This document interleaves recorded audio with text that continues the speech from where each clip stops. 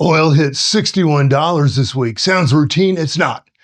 Under that number sits three storms that are converging. Venezuela's oil just flooded U.S. floating storage, while Paul Singer's Elliott management quietly seized the crown jewel, Citgo refineries.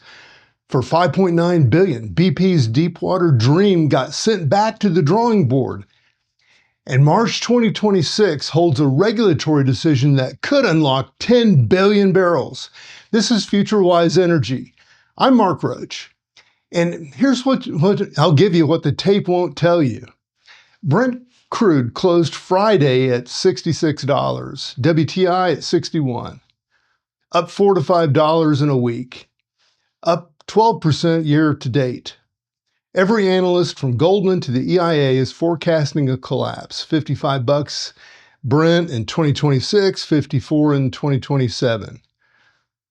They're all staring at the same spreadsheet. Global oversupply of 3.8 million barrels a day. Venezuela dumping 50 million barrels into U.S. storage. LNG capacity exploding 93 million tons combined in 2025 and 2026.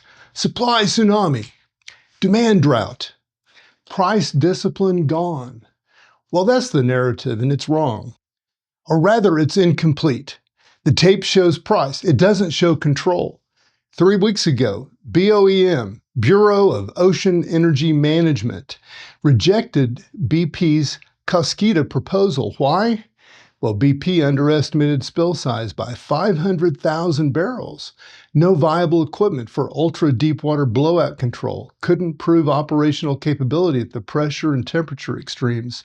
Deepwater drilling risk, well, they jumped 7 times at those depths. Safety violation. Plain and simple. Now, BP came back in January with a revised proposal. March 2026, BOEM decides. If Kaskida gets the green light, you're unlocking 10 billion barrels in the Gulf. At current Brent pricing, uneconomic. At $70 to $80 oil, which won't happen this cycle, transformative. The deeper story. This isn't about whether BP drills. It's about whether Trump's drill baby drill edict creates a pathway for the kind of deepwater risk capital the industry abandoned after Deepwater Horizon. BP is testing whether the regulatory moat has actually lowered March's decision and March's decision will tell you the answer. Now, the Venezuelan play. Elliott Management, Paul Singer's firm, won a court action for Citgo. $5.9 billion for 3 U.S. refineries, 800,000 barrels of daily processing capacity, 43 terminals, 4,000 gas stations. Citgo was locked in Venezuelan ownership since 1990. Maduro's removal opened the window. Singer bought a distressed asset at a discounted valuation. Course estimate, Citgo worth $11 to $13 billion. Singer paid $5.9. That's value capture, and it's just the first act. Venezuela's interim government and Trump's administration are releasing 50 million barrels of crude into U.S. floating storage. That crude goes somewhere. Citgo's refineries are engineered specifically for heavy Orinoco crude processing. $10 to $15 per barrel margin advantage on feedstock cost when you control the supply side. Singer didn't just buy a refiner, he positioned himself as the primary processor for U.S.-controlled Venezuelan oil.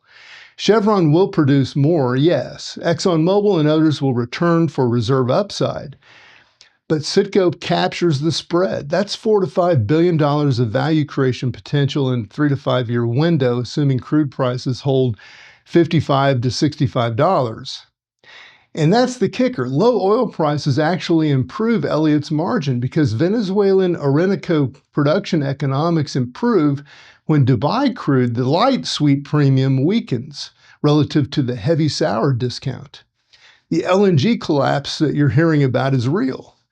Global supply is up 9%. Demand is up too.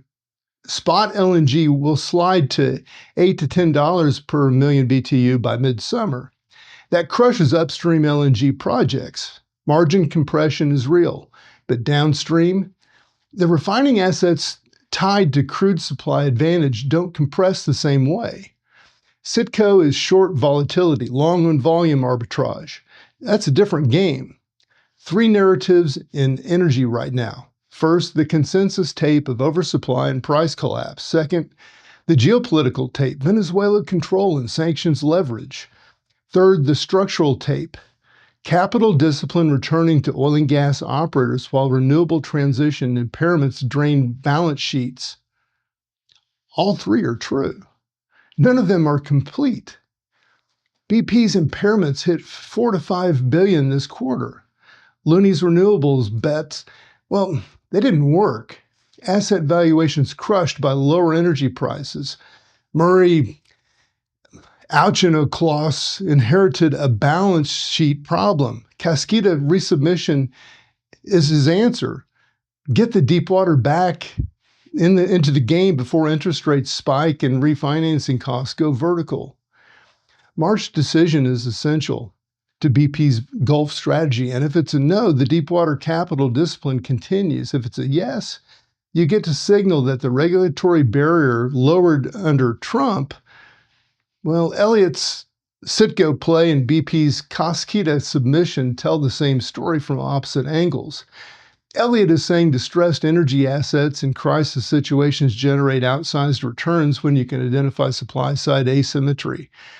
BP is saying ultra-deepwater infrastructure has enough margin if we can nail regulatory approval and crowd out competitors. One is betting on control, one is betting on capital intensity and first-mover advantage. Oil's holding 60 to 65 for a reason. Oversupply fears are real. Geopolitical support, well, that's real too. March's BOEM decision hasn't been priced in, and that's your edge. So watch Kaskida, watch Citgo closing timelines, watch whether Trump administration actually allocates preferential crude to Citgo versus letting it go to spot markets. The price action on Brent will tell you which narrative is winning. Oversupply? Well, you're headed to 50. Regulatory clarity plus Venezuelan crude control premium. You stay in this range through 2026 and the same shocks could push it higher. I'm Mark Roach. Stay wary of consensus, especially when it's right about direction, but wrong about mechanism. Keep your eyes on March.